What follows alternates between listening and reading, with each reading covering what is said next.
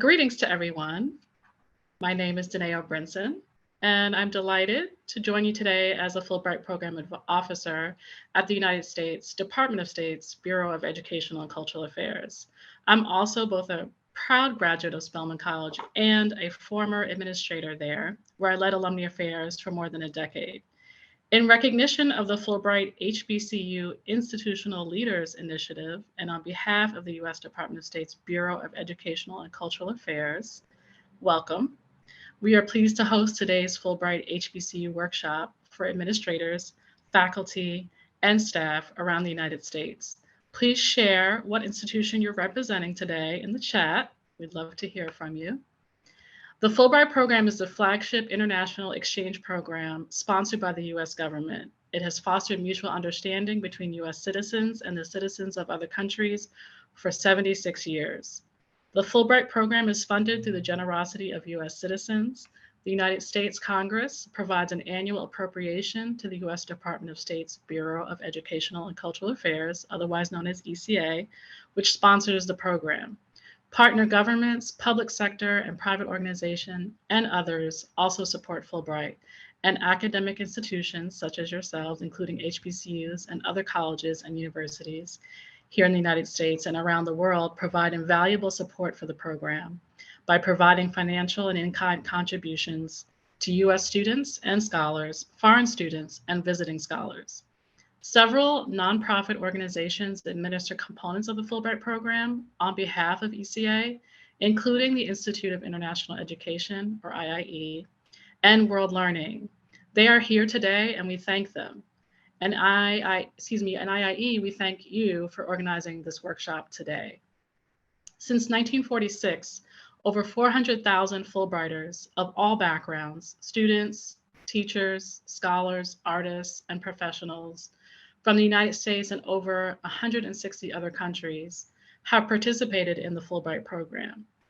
Fulbright has a long history of expanding opportunities for Americans from all backgrounds to study, research, and teach abroad, where they collectively represent the great diversity of the United States and share their unique American experience with individuals throughout their exchange. We know that Fulbright's diversity is its strength, and this is reflected by our exceptional alumni, who include current and former heads of state and government, Nobel laureates and Pulitzer Prize recipients, MacArthur Genius Award winners, and thousands of exceptional alumni in countless fields, making impacts on campuses, communities, sectors, and the world.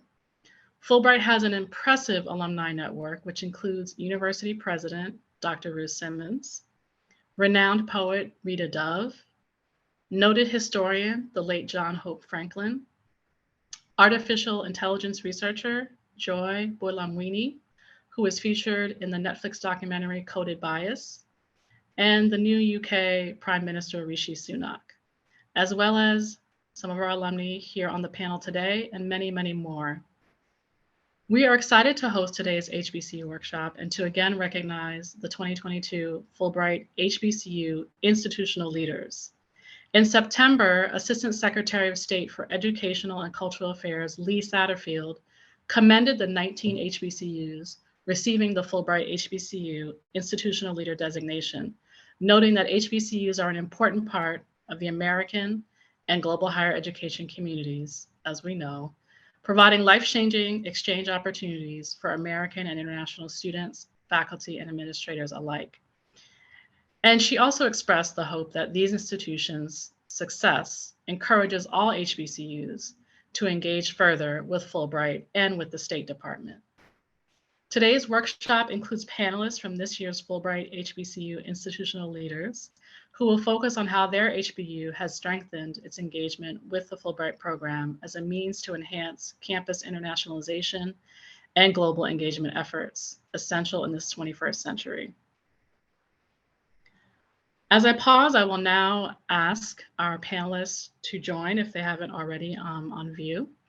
I have the distinct pleasure of introducing Dr. Kathy Stramil Golden from Mississippi Valley State University, Dr. Jewel Wynn from Tennessee State University, Alsace Lorraine Gallup from North Carolina A&T University, and Theon Gruber Ford from Howard University.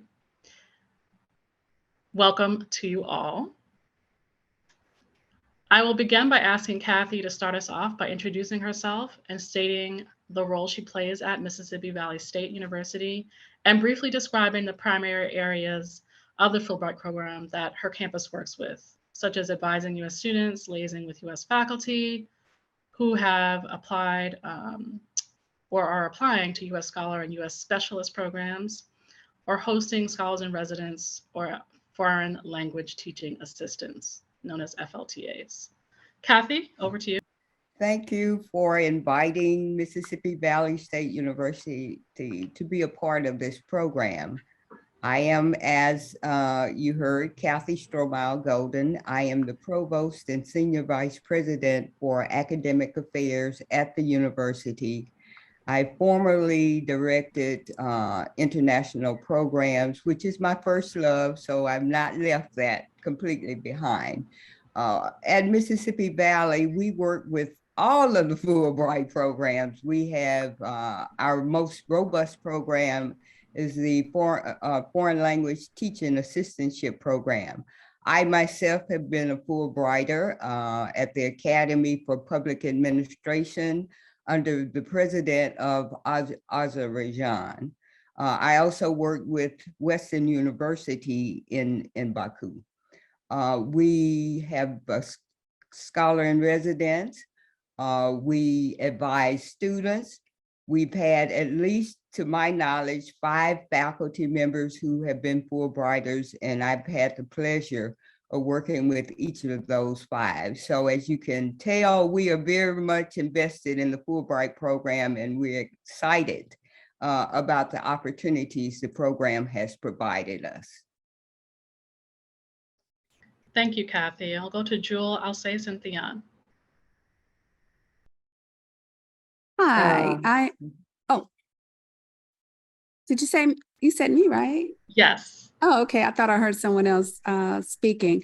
I am Jewel Nguyen, and I serve as the university's Senior International Officer, Chief Diversity Officer, and Assistant Professor in the College of Education. I kind of do a lot of, well, I'm the university's liaison for Fulbright, but I work very closely with the faculty in helping them to seek out Fulbright opportunities. We also work with IIE when there are any types of proposals that come forward. For example, we did a Pakistani reentry workshop through Fulbright, and that kind of opened the eyes to a lot of people on campus about the possibilities for Fulbright. We also work with our honors students and student leaders, primarily getting them interested so they can encourage their peers to seek out Fulbright opportunities. So I'm kind of like all over the place on the campus. But look at me and they say, okay, here she comes. She's going to start talking about Fulbright. So yeah, I just kind of do a little bit of it all. Thanks for allowing me to introduce myself. That's excellent. Alsace, and then Theon. Hi. Sure. Yeah, good afternoon, everyone. My name is Alsace Gallup, and I am the National Scholarships and Fellowships Coordinator at North Carolina Agricultural and Technical State University, located in Greensboro, North Carolina. You may know us as the alma mater of the A&T4, who on February 1st, 1960, sat down and really sparked the student sit-in movement in the South that helped revolutionize the country as far as segregation. We are also known for great leaders across all disciplines, and I'm very happy to be here representing our university as an institutional leader for this new program. In my role as National Scholarships and Fellowships Coordinator, I am the Fulbright Program advisor, and I work with current students and alumni. And so I have a large pool of potential candidates, and we have had 8 Fulbrighters for the student program since our first Fulbright Program grant recipient, now Dr. Emmanuel Johnson, received his Fulbright Program grant in 2013. We also have had faculty and staff participate in different Fulbright Scholar activities. We have Dr. Miranda McBride preparing to embark upon her Fulbright grant later this year. And we have also had staff participate in the International Education Administrator Awards. And so I'm very happy to be here to talk with you all today.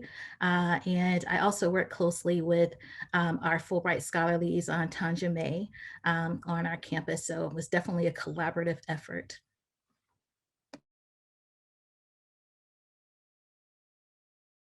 Okay, I believe I'm next. Correct. Okay. Hi, everyone. My name is Theon Ford, and I am the Associate Director for our A Scholars Program at Howard University, which means a big part of my job is to work with students on merit award opportunities, including the Fulbright opportunity. So the bulk of my work is, in terms of Fulbright, is assisting students to learn about. So that includes the recruitment process, the encouraging process, the advising process in terms of how to strengthen their applications, etc. So my main focus definitely is on our student applicants. However, I will mention that Howard University also works with other Fulbright programs, such as the Fulbright Scholar Program, the Fulbright Specialist Program, and indeed, I was a recipient of the Fulbright IEA Award to Germany in 2019. So we are well versed, I think, in the world of Fulbright. And we recently did our historical data. And since the inception of the institution, we found out that we've had over 165 Fulbright recipients. So we're very, very proud of that. In terms of the ways in which I go about recruiting for and growing the Fulbright program on Howard's campus, I think we'll have an opportunity to get into that a little bit later. It is very detailed, and one thing that I will say is that I don't think there's a one-size-fits-all remedy or solution. There are good practices and there are good tips. However, every institution is different, right? And so it's taking what you can and implementing it and changing and adjusting as need be. Thank you, Theon. That's very true. I want to jump right into our questions on, for those in the workshop, where our HBCUs may be at different points of engagement with the Fulbright program.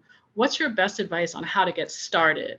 If there's as we're learning, the Fulbright program has many different, a suite of programs. And so what would you recommend as a gateway, as a entry point? Which program would you recommend? And I'll start with Kathy and then Jewel, talking about the Outreach Lecturing Fund and perhaps the Scholar in Residence program. And if you'll, let me just say that the Outreach Lecturing Fund, for those who this may be new to you, this provides funding for campuses to host a Fulbright visiting scholar that's already in the United States for a short-term speaking engagement. And it's called the Outreach Lecturing Fund, OLF. Over to you, Kathy. Yes, so that was our initial foray into the Fulbright program.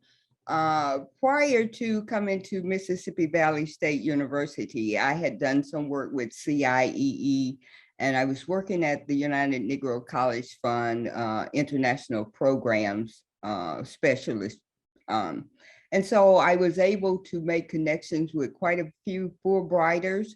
Once I got to Mississippi Valley State University, I used some of those connections to to kind of start to build our program. And so one of the first things that we were able to do that was very low cost was to use the occasional lecture series. And that's really how we initiated our program and our relationship with Fulbright. The first two Fulbright lecturers were from Kazakhstan and Russia, two areas that are a part of my academic training. And so that was a no-brainer for me. We had a small budget, so we were able to bring those scholars to the university for a week, we paid for the housing, the hotel and accommodations, and Fulbright paid for the airline ticket.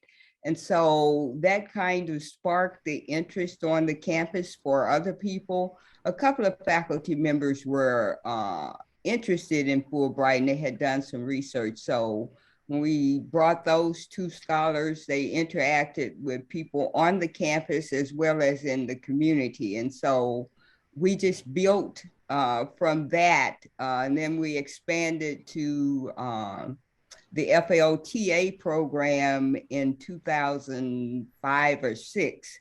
And then from and what's the there, FLTA program? Can you share what that is? Fulbright Language Training Teaching and Assistance Program. So, and our initial FLTA was from Russia. And then we built on that, and we decided for Mississippi Valley to be competitive, we needed to do something that probably a lot of other HBCUs might not have thought about. So we focused on critical languages in terms of Chinese, Arabic, and Russian. And so it took off from there. But low cost, even with the FLTAs, and I'll talk about that later, but that's how we really started to build our foundation and to connect with the Fulbright program in other areas. Excellent. Jewel, can you talk about that as well as entry point? Yes, and it was somewhat similar to what Kathy was saying. We had actually hired, the university had hired a faculty member who had been a Fulbrighter, and he reached out to my office to say that he had some colleagues in Fulbright that were interested in coming to the university. And so again, I went out and did a little research and found out that this could be a possibility for TSU. And I started talking to the department chair. It was actually the department chair of music, who said this would be a great opportunity and really kind of wanted to know how much it was going to cost. So we had a meeting of the minds and brainstormed and was able to bring in an individual who was amazing and was able to share information from another culture that was very, I guess, exciting for the students, especially because they were going into this whole global music phase of the year, and it was just perfect timing. The Fulbrighter was engaged, and he actually started referring other people to us. So it's about bringing the people on campus together to have these conversations about Fulbright and the possibilities, and knowing that you don't have to have a whole lot of money, you just have to have the passion and the dedication from the powers that be that make those decisions from other areas to allow it to happen. But that kind of started everybody on campus now wanting to know, well, how can we get that? And how can we get that? And it's a great experience. And I would recommend it to any of my other sister institutions to try to find a way to bring an outreach lecturer on your campus, because oftentimes as me, as an SIO, trying to help department chairs and deans think about innovative ways to internationalize their curriculum, I'm like, bring in an outreach lecturer, right? So you just kind of need to think like there is no box. Don't even think outside of the box. Just act like there's not a box, and be creative and utilize Fulbright. Allow them to help you to internationalize your campus in a variety of ways. Thank you, Jewel. There are lots of links that we're putting in the chat for you. And if you have questions, we received from some before this started. And if you do have questions, you can put them, please put them in the Q&A button at the bottom, not the chat, so that we can manage the questions. We'll be asking the audience questions towards the end of the discussion. I want to get into some more meat of this conversation and turn it over to Theon to talk about, you are a Fulbright Program Advisor, which we have acronyms for everything, and FPA. So you work with US students. What have you found to be the best way to inform students about the Fulbright program or Fulbright opportunities? We know that each campus is unique, but what are some of the tactics and tools and resources that you've used, and who are the key faculty and staff partners on campus? So I would say, in answer to that question, you want to get as creative as possible based on what your institution has to offer. So there are a variety of sources that I will use. Some of the typical ones, social media. You want to promote on your social media account. You also want to promote on your institution's social media account. Make sure you're using the hashtags that the students are tending to align themselves with. I am also a big proponent of having information sessions for particular groups, like our honors community. We also have a wonderful database system where you can search based on certain criteria. And so just making sure that there is a push to students based on GPA, based on interest, based on field, just so that the word is getting out. At the start of the year, for freshmen, I always take the opportunity to introduce the office and the opportunities that are out there, right? So they enter Howard University and they already know there are programs out there, and it's not too early to start planning for your postgraduate experience. And I think that's very important to instill from the beginning, because then they know about you and that you've kind of planted that seed. And then going on to the sophomore and the junior year, I'll have targeted meetings specifically for those students, right, until they get to their senior year and we're applying, which gets a little bit more intensive in terms of retreats and writing workshops, etc. But I would say specifically in terms of the outreach component, using social media to the nth degree, both your own personal office and the institutions, making sure that you publicize. I would say a big recommendation of mine would be publicize your recipients, right? Make sure that they can see themselves in that role, because they look at this, communication that comes out through the institution that highlights this great accomplishment. And many times they see themselves in that person, and that's worth more than so many words and efforts that you might be able to put out there. So I would say those are probably the biggest recruitment efforts. Start early, start from the freshman year, plant the seed, have targeted research, and targeted information sessions for students based on where they are in their academic career. And then hopefully by their senior year, they're feeling a little bit more convinced and sure, because you've had so many conversations about, this can fit into your trajectory, right? Particularly for those who are on the fence. And then you move from there, and you get to reap the seeds that you've sown over the time. Excellent. Thank you. I just wanted Yes, to Jill. add a little bit into that, because when we do our study abroad workshops, we don't fail to mention Fulbright. And as much as they can hear that word Fulbright, the more they become interested. We also have some incentives because we have a passport office on our campus.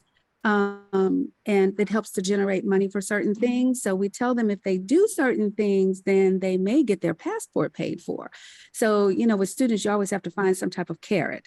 And we have a tendency to use certain carrots to get students to do certain things. But I certainly agree with my colleague about starting early.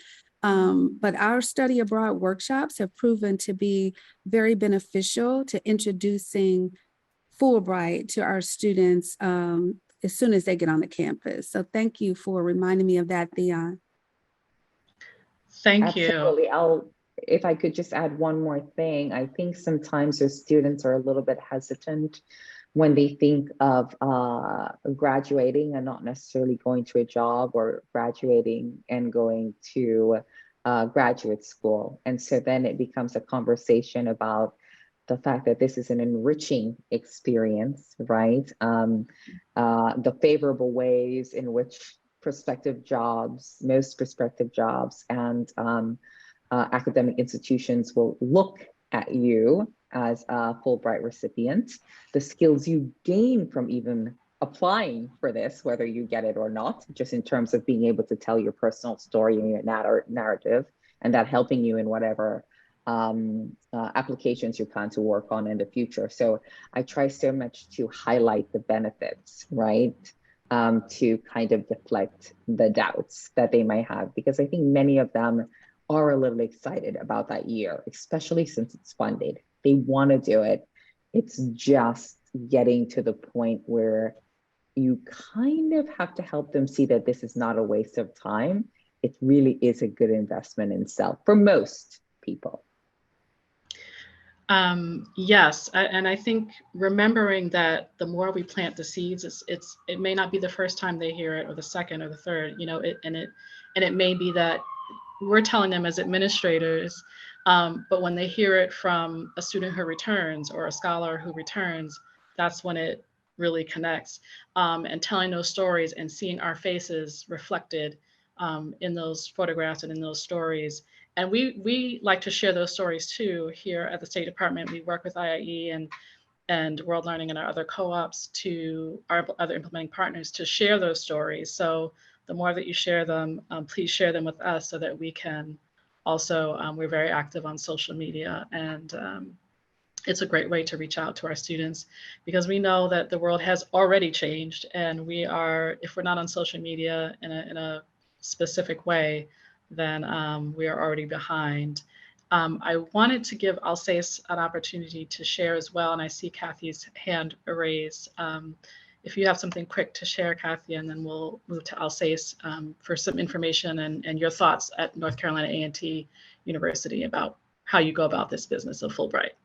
Yeah, just to piggyback on Theron and Jewel, the FLTA program has served to pique our students' interest in doing Fulbrights as well.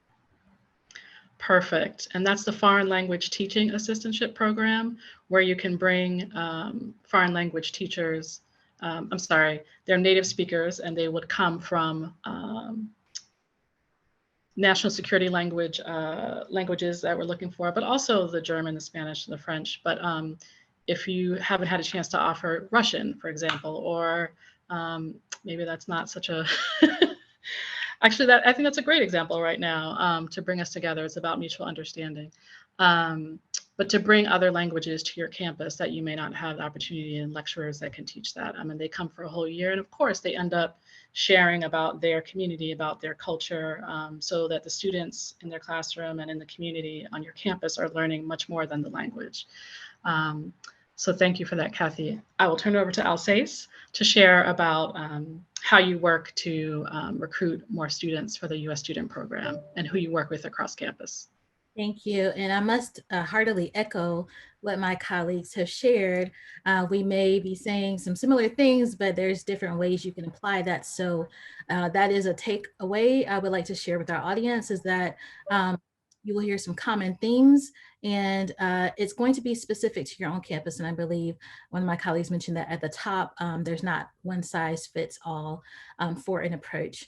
I am housed in our newly created Honors College as of October 1st. And so I do very closely work with my colleagues in the Honors College, but I work with all students and alumni at the university. So I work with a portfolio of about 60 national scholarships and fellowships. And so Fulbright is kind of the crown among the top known awards in that portfolio. But that portfolio also includes programs such as the Gilman Scholarship, which is for undergraduates heading abroad and is sometimes seen as a feeder into the Fulbright Program grant. So that is a wonderful program. And I am honored to serve in the inaugural cohort of Gilman Advisor Ambassador. So working with other advisors to help spread awareness about the Gilman program on their campus. So that is for study abroad or internship abroad for Pell Grant eligible students or students who are military dependents through the Gilman McCain program. I work very, very closely with a lot of campus partners because I am a unit of one person within our very hardworking Honors College. So very much pleased to have campus partners in our Office of International Affairs. All of our colleges have faculty and staff who are very engaged. And I also work with student organizations. So one of the things I wanted to highlight was reaching out to students early. I cannot emphasize that enough. I tend to have a marketing research perspective that I bring to my outreach. And if you think about advertisements, you may think you've only seen the advertisement the first time, but chances are you've seen that advertisement 5 times. I think it's very helpful to take that approach when we are thinking about how to reach our candidates for a program such as the Fulbright Program grant. You may think that you have reached out because you sent a very well-crafted email, or you sent a very great image on social media that had a lot of engagement or video, but chances are that students and alums need to hear these messages multiple times in multiple formats and from trusted sources. So word of mouth is a really great way. And I believe Theon mentioned press releases. I cannot emphasize that enough. Highlighting students and alumni who have been recipients is critical. And one of the things I'm really have been so pleased and honored to do is work with our alumni recipients for the Fulbright Program grant. Aggie Pride, as you may have heard, is a real thing. We just celebrated our homecoming last week, and it is really truly a great experience among all HBCUs to have that community and that affinity for an alma mater. So take advantage of that. And I often will have alums participate in Fulbright Program grant sessions, whether those are in person or virtual. And we actually did some virtual before we were forced to with the pandemic, and have had a lot of engagement. They're often very upset when they cannot participate due to their schedules. So take advantage of opportunities like that, but also highlighting students and alums who apply but may not have been selected because they have learned through that application process. It is iterative. Embedding yourself within classes. So in our honors college, we offer first-year seminar courses to our first-year undergraduates. So we've taken advantage of that platform to integrate programs such as the Fulbright into that curriculum and to really enhance our understanding of why global competence and awareness is important, not just so that they can apply for a Fulbright, so that it can be an engaged citizen and help transform the world and serve humankind. And so really embedding that message, layering that message, helping them hear it from multiple sources, celebrating their efforts, and connecting that to their transferable skills that will help them land really wonderful jobs, because oftentimes students may be coming into our university very focused on getting that career in gear or going to a graduate school program. And they may see Fulbright as something indulgent because they may not have heard of anything like Fulbright that is going to pay you for an academic year to engage in a culturally competent way with other people and let them hear about your slice of America and contribute, and then come back and be part of this lifetime committed community. That seems very far out. And I think it's important to realize that your audience may not really understand that is accessible to them. And so they do need to see that reflected in previous recipients. They need to hear that from faculty and staff who care about them and know them very well. They need to hear that from their peers, encouraging them, and they need to hear it over and over again. And then celebrating that success, connecting it to university initiatives and goals is very important. So my key takeaway from all of that is do not try to do it all by yourself, but make sure you repeat that message early and often and emphatically. Thank you, Alsace. And it's a timeline, it's a wheel, right? It's starting that marketing and communication, and it's always going.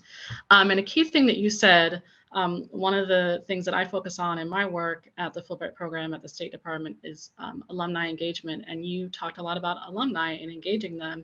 And that's a big piece of this too. And the more creative you get, our alumni are always willing to help and also become Fulbrighters and share those experiences and application experience, et cetera.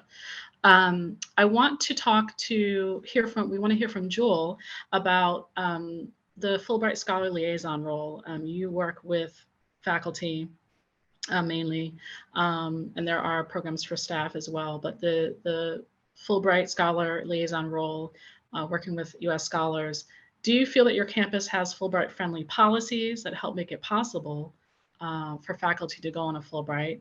And what have you found, what policies have you found to be the most supportive for scholars? And do you have advice on how scholars can work with administration for the support? Yes, That's a great question because it wasn't friendly at first.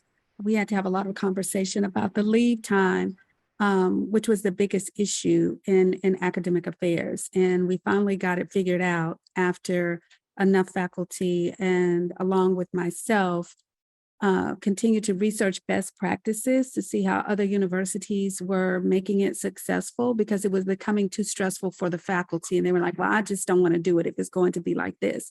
But once we got it figured out, we have an influx of faculty now who want to do it. There's a level of excitement on campus that makes me happy. So I know that the work that's being done is not in vain and that the faculty can come back and share.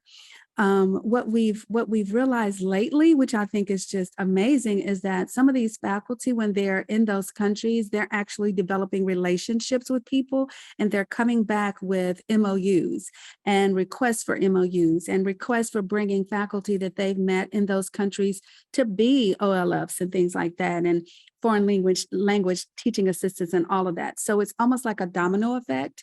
But it does take time to sit down and talk to the faculty. Some of them express anxiety about filling out the application. They don't know if they've said the right thing. They want me to review their application. There is a lot of intentionality that's needed behind that because our faculty, I have a faculty line, so I know how we can be. And we do need, though, that stroke of encouragement and saying, you can do this, I'm supporting you. We have a provost that is all about, everything global. And that makes a difference because if your leadership does not support your endeavors, then you just keep hitting brick walls. But I do take the time to meet with faculty a lot. We'll put out an announcement saying that, this is whatever the announcement that I get from Fulbright, and I'll send it, but I do personal invitations, right? I know most of us have university communication types of announcements that come up and we're inundated with them. And I tell my team all the time, don't send anything across university communication because we're not going to read it, right? Send a personal invitation. So I will send a personal invitation to the deans because we all serve on a council together and say, hey, look, this opportunity is coming forward. I need you to get with the chairs, let them know, if we need to do a lunch and learn, let's do that because we have done that. Right before COVID, we were having those regularly, and they were information sessions on Fulbright without Fulbright coming to our campus. We just wanted to be able to lay it all out on the table and let them know what the possibilities are, but also the follow through. Right. So once they come back from Fulbright, it's not a one and done. We have some expectations for them that we want them to do as a Fulbrighter, helping us to spread the word and also continuing to help us to internationalize the campus. So it's a great process. It is not that difficult. You just have to have, I guess, the wherewithal and the motivation to want to make it happen on your campus. And all campuses are different and all the leadership structures are different. So you have to know how to navigate those leadership structures to get things done on your campus. Well said, and you have to have the meeting before the meetings, before the other meeting. I want to shift us to, we have 10 minutes before we want to open it up to the audience. So if we can keep our responses brief so we can get to the audience questions. For the Fulbright Specialist Program, some may be familiar and some, this might be something new that you would consider. This is a short-term complement to the U.S. Scholar Program that sends U.S. faculty and professionals to serve as expert consultants to other countries. And they are short-term, 2 to 6 weeks, and you can join a roster. Theon, I know at Howard University that there have been faculty members who have served as Fulbright specialists. That is correct. Do you want to share about Dr. Dewini or others, how that has enhanced the campus as well as that professor? Sure. So I want to be clear that I do not work directly with the specialist program. Sure. So it would be hard to go into depth about that kind of impact. However, I do know that it has been highly prioritized, and we have several professors who have applied over the years, and we've had quite a few recipients, and we are proud of that. We also, I believe, have a particular person on campus. I believe his name is Jerome, who works with or specialist applicants as well. Perfect. Thank you. Kathy, we wanted to talk about the U.S. The Scholar in Residence program. And excuse me one moment while I scroll. What strategies have you used at Mississippi Valley State University to involve your institution's leadership in the application process for the Scholar in Residence? And how did you garner support across campus and with community Well, partners? of course, I'm the provost, so That helps. that helps. And VP for Academic Affairs. But in all honesty, I have been very fortunate. I have worked under 6 presidents and have been able to get each of those 6 to buy into our internationalization efforts. Of course, and to be transparent, I don't take no for an answer. So it had to do, I was strategic about how I presented this to them. I'm saying, look, we are the youngest HBCU in the nation. We are in the middle of nowhere, but we can enlarge our footprints. And this is how we can do it. And it doesn't cost a lot.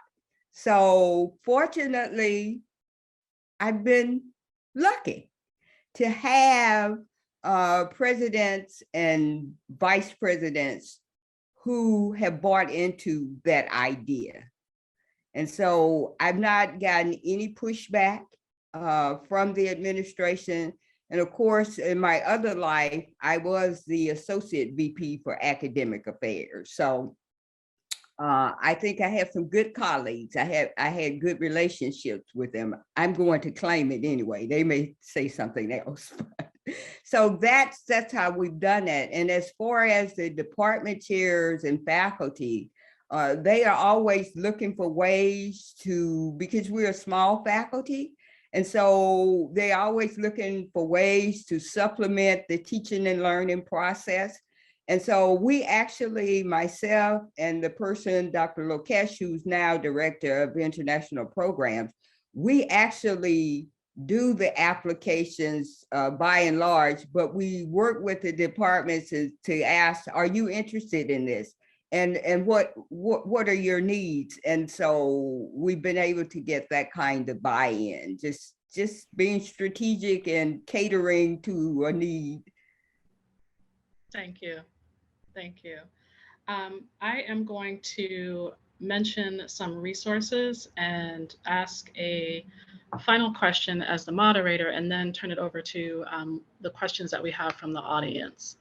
I want to share with everyone that the Institute for International Education, IIE, and World Learning, and our other implementing partners who are on the line today, I have just dated myself by saying on the line, but that's okay, who are in this Zoom webinar. They offer office hours and webinars on all of these programs. There are also FAQs online for each of these programs, and we've put a lot of links in the chat. And as my colleagues have shared, this has been recorded and will be shared with you. We will follow up with that.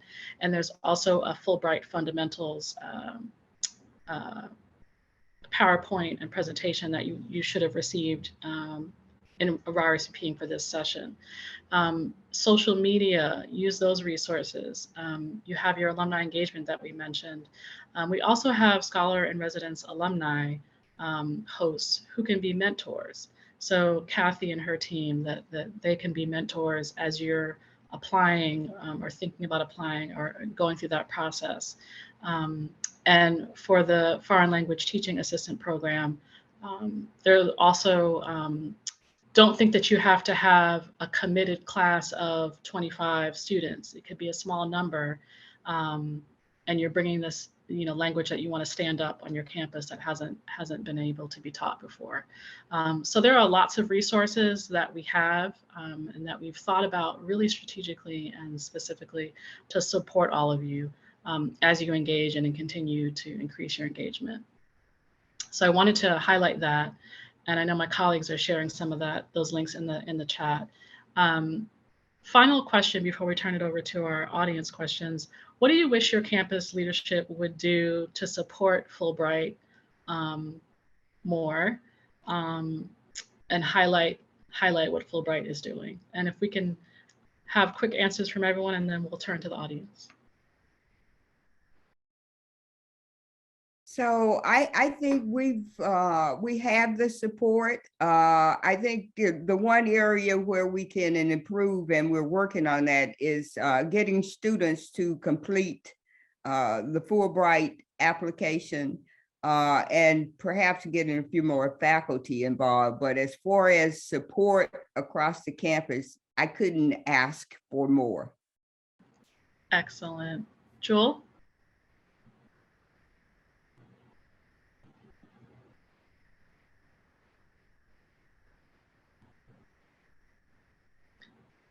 While she's working on that, we'll just go to Alsace, and then Jewel, and then Theon.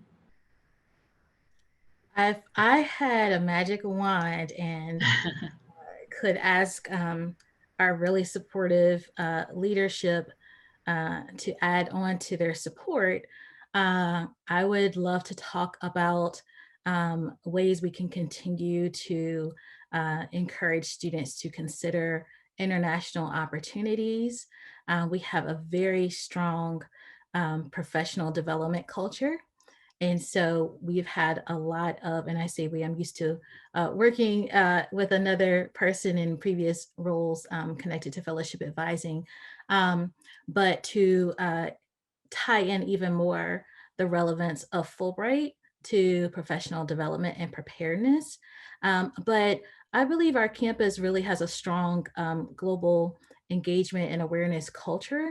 And so really, I think it comes down to amplifying the efforts that we have. So any additional resources that would help us amplify those efforts would be the wish list, but the intent and support is there, and I'm really thankful for that. So I'm just happy to continue partnering with our campus leadership in that effort.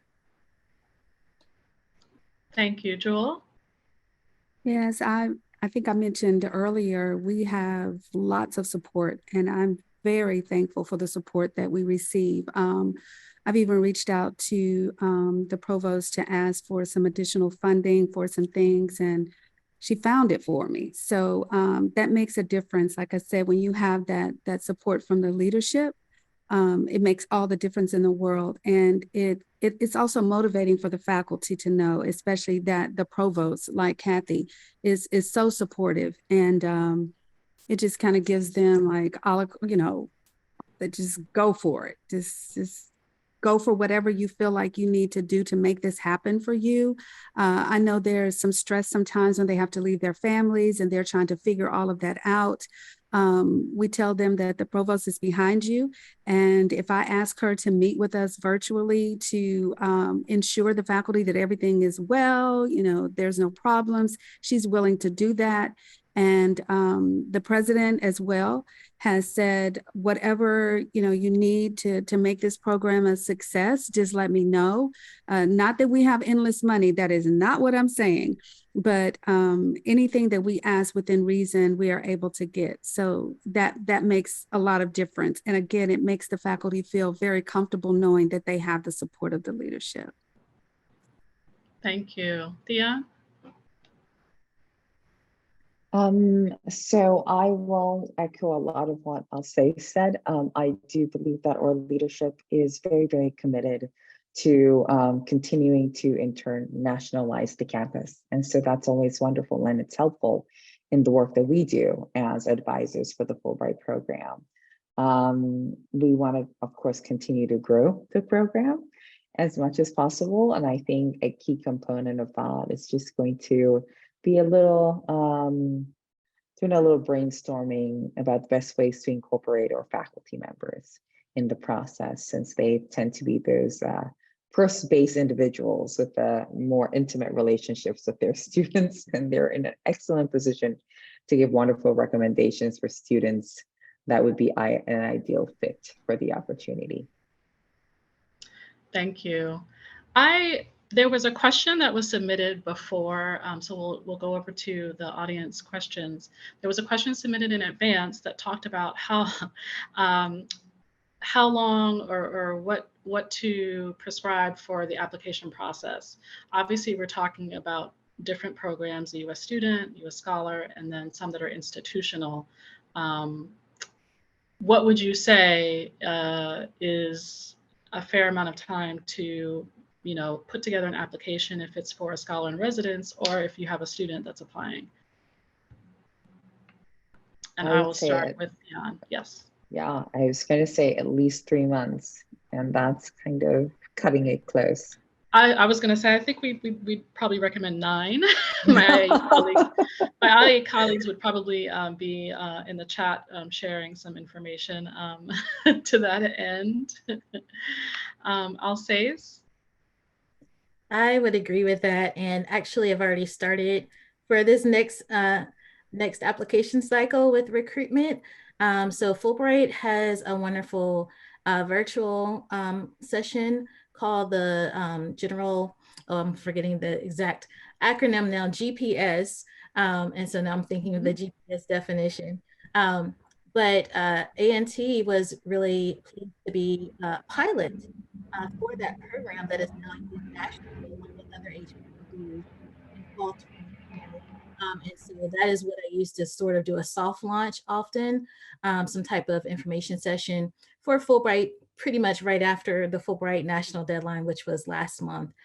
So it's really not too early ever to start, but 3 months is kind of when as an advisor, you start to grit your teeth a little bit, like, are they gonna be able to pull through? And it's really great to have students and when it's alums, especially, a lot of times they are juggling some additional commitments. So that time, really, April and May is a great time, and they can connect with faculty and staff mentors, other career mentors to really help them visualize what it is they would like to do and contribute through their Fulbright program grant. So as early as possible, but I would definitely say 3 months is kind of getting into that time where it's a little tight, but it can be done. Okay. We Kathy, yes. recommend the 6-month period because, students get lost and they have other things to do. And so that gives them time to, do essays, to get feedback on them, to redo them. It's a process. And I think that's where we lose some students because, we're requiring them to start early so that we have enough time also to work with them in a constructive way.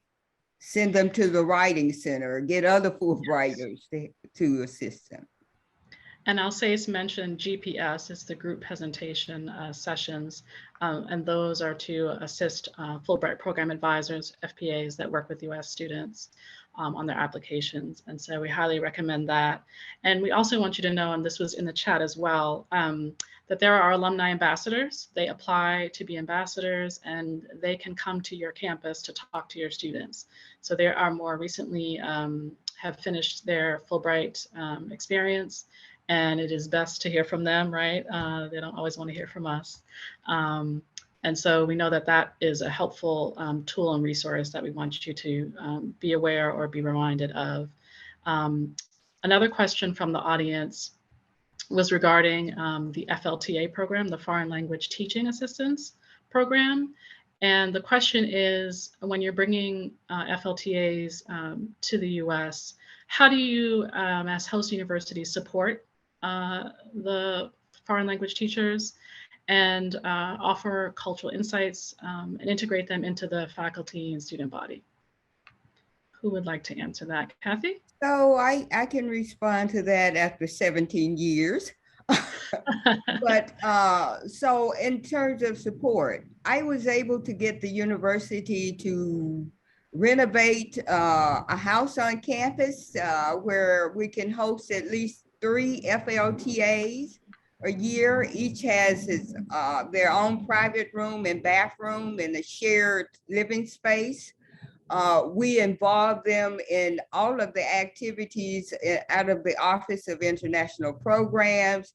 They work with, we have a child development center on campus. They work with the child development center, who now has an international room with international dolls, and it all stems from FLTAs being involved with them.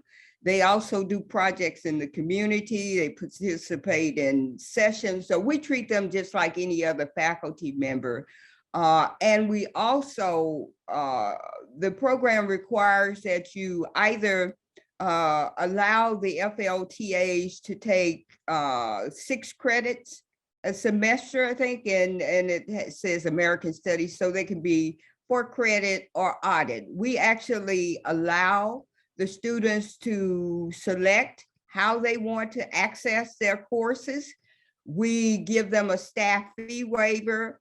We also, because here again, this is important, because we're small, we're young, there's no public transportation. We give them a modest stipend each month to assist with transportation. And then we make sure we include in our funding at least enough money where they can attend at least one conference. But often they are able to attend 2, because our chair of English and foreign languages, who is also a Fulbrighter, typically will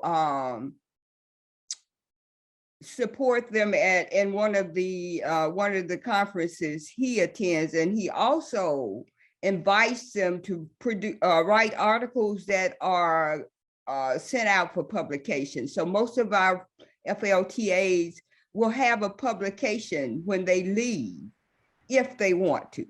So that those are the kinds of ways we support them. Now, where does that money come from? And this is important because we say that all universities are different. Many of the HBCUs receive Title III funds. So I would encourage you to at least talk to your president and Office of Sponsored Programs about giving you a little bit of the Title III money, which also supports student learning outcomes, right? So that's how we do it. We have some Title III funds, we have some state funds, and we've been fortunate to have several proposals funded that support those efforts, and we tie the FLTAs into those. Okay, thank you. Thank you for that detailed window into how it works. And I think we can sum it up in this is about using the resources that we're aware of, reaching out to those that are here as experts, being creative, messaging over and over, and relationships. And so I want to pause here as we come to the close and thank you, Kathy, Jewel, Alsace, and Theon for your insights, for being here today. And thank you to the audience. Thank you for this robust conversation and the opportunity to learn from your expertise. Remember, for everyone in the audience, that there will be further opportunities for HBCUs to engage with the Fulbright program, and IIE will follow up with emails with all this information, the recording, and we encourage you to review the Fulbright Fundamentals video that was sent in your email when you RSVP'd. We hope that you all who have attended, if you're just getting acquainted with the Fulbright program, to our HBCU institutional leaders, that you've gained some useful information today and some connection points that equip you to take better advantage of the Fulbright program's many great opportunities, and that maybe you've learned more about the suite of programs. We at the Fulbright program are committed to supporting historically Black colleges and universities, and we know how valuable a diverse community of Fulbright students and scholars is to the success of the Fulbright program and to mutual understanding in America, in American and international communities. And I just want to say how proud I am to be working with the Fulbright program and on HBCU institutional leaders, HSI institutional leaders, and these efforts to increase our representation across the program. And so with that, I say thank you and off to more Fulbright interaction and engagement.